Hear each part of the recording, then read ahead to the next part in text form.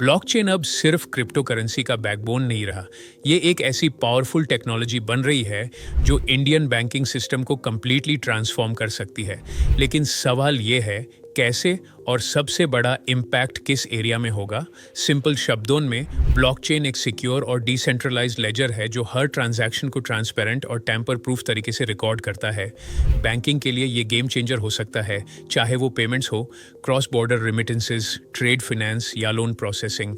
Blockchain के through transactions faster, cheaper और secure बन जाते हैं, जिससे इंटरमीडियरीज की नीड कम होती है और एरर्स मिनिमाइज हो जाते हैं। India already blockchain adoption explore कर रहा है।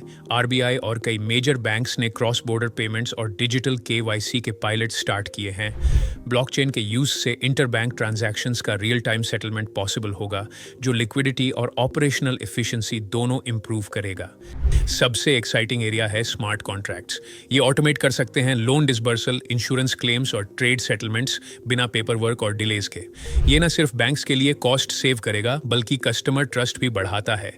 इन्वेस्टमेंट एंगल से देखा जाए तो ब्लॉकचेन इंफ्रास्ट्रक्चर, साइबर सिक्योरिटी और एंटरप्राइज सॉल्यूशंस प्रोवाइड करने वाली कंपनीज को फायदा होगा। टीसीएस, इन्फोसिस और विप्रो जैसे आईटी जायंट्स पहले ही ब्लॉकचेन बेस्ड सर्विसेज ऑफर कर रहे हैं, और फिनटेक स्टार्टअप्स जो पेमेंट्स और ब्लॉकचेन सिक्योरिटी में काम कर रहे हैं, वो भी हाई ग्रोथ अपॉर्चुनिटीज बन सकते हैं।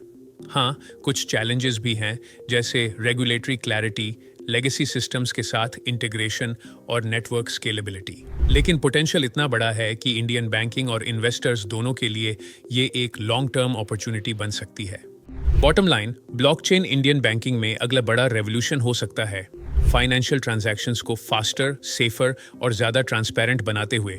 जो लोग अर्ली मूव करेंगे, चाहे टेक्नोलॉजी में हो या इन्वेस्टमेंट में, उनके लिए लॉन्ग टर्म में मैसिव गेन्स पॉसिबल हैं।